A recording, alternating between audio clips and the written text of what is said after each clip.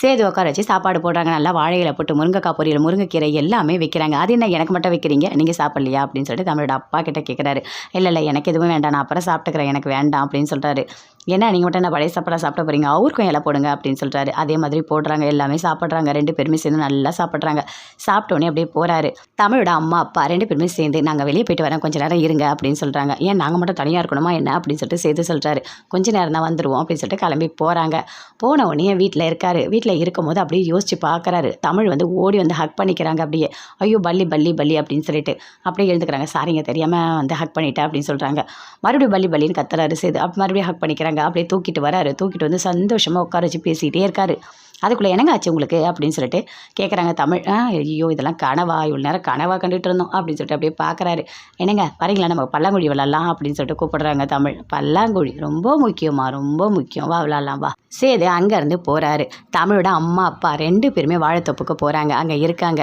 எனக்கு ஒரு மாதிரி இருக்குது அப்படின்னு சொல்கிறாரு. ஏங்க என்ன ஆச்சு அப்படின்னு சொல்லிட்டு கேட்குறாங்க.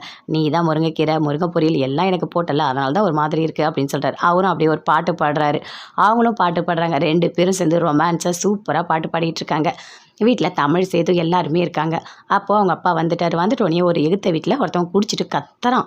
ஐயோ என்னங்க இவன் இப்படி கத்திட்டு இருக்கான், மாப்பிள்ளை வேறு உள்ளே இருக்காரு அப்படின்னு சொல்லிட்டு தமிழோட அம்மா சொல்கிறாங்க. சரி இரு நான் போய் கேட்குறேன் அப்படின்னு சொல்லிட்டு தமிழோட அப்பா போய் கேட்குறாரு. எதுக்காக இப்படி குடிச்சிட்டு கத்துட்ருக்க அப்படின்னு சொல்லிட்டு.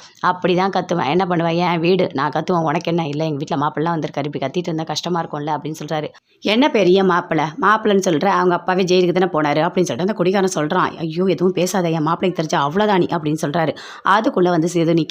எவ்வளோ தைரியம் தான் எங்கள் அப்பாவை பேசுவேன், ஒரு பொண்ணால் தான் எங்கள் அப்பா போனார் தெரியுமா அப்படின்னு சொல்லிட்டு போட்டு அடிச்சுட்டு ஒரு கல்லை தூக்கி அப்படியே தலையில் போடுறதுக்கு போகிறாரு. ஐயோ என் பையன், என் வீட்டுக்காரர் எதுவும் பண்ணிடாதீங்க, என் குழந்தைங்களாம் இருக்குது அப்படின்னு சொல்லிட்டு அவங்க ஒய்ஃப் அப்படியே கத்துறாங்க. அப்படியே கல்லை கீழே போட்டுட்டாரு. இன்னொரு வாட்டி பேசினா சாவடிச்சிடுவேன் அப்படின்னு சொல்கிறாரு. சரி வாங்க மாப்பிள்ளை எதுவும் பேசாதீங்கன்னு சொல்கிறாங்க. அந்த பொண்ணு மட்டும் கிடைக்கட்டும், என்ன பண்ணுறான் பாரு அப்படின்னு சொல்கிறாரு சேது. தமிழ் அப்படியே